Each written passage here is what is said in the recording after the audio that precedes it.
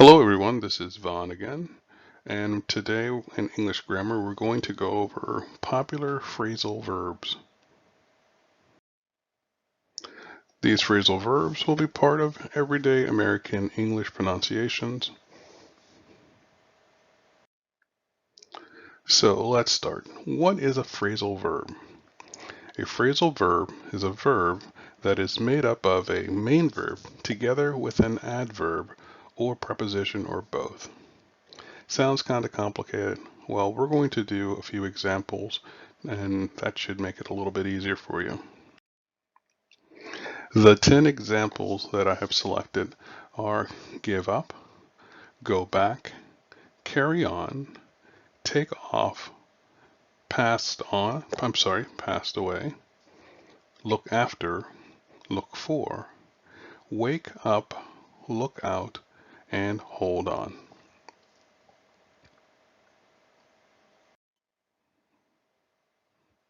So, with each one of our phrasal verb examples, I will give you the phrasal verb, and I will also give you a definition, and I'll show you how to use it with an example.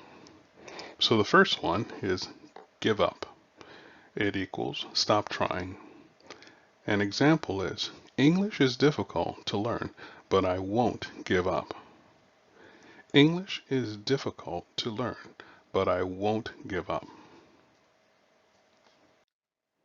Our next one, go back. Go back equals return to a place.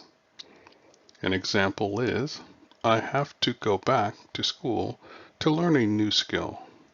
I have to go back to school to learn a new skill. Our next one is carry on, which is continue. An example, please carry on with your conversation. I do not want to bother you. Please carry on with your conversation. I do not want to bother you. Our next one, I have put two examples because there's two different ways you can use this. Take off equals start to fly or leaving. The first example, the airplane will take off in a few hours. The airplane will take off in a few hours. And the next example, I'm tired today, I'm going to take off. I'm tired today, I'm going to take off. The next example, passed away. It means die. An example would be, I'm sorry that your friend passed away. I'm so sorry that your friend passed away.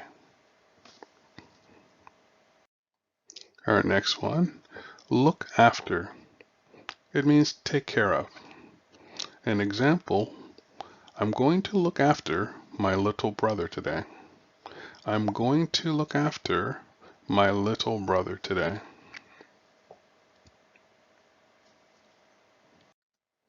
Our next one we have, look for. Trying to find. An example for that is, did you look for your car keys in the kitchen? Did you look for your car keys in the kitchen? Our next one is wake up.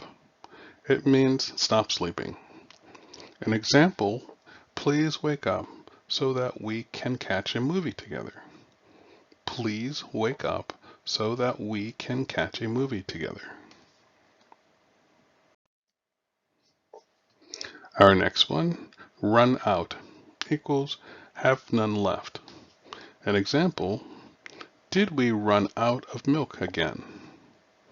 Did we run out of milk again?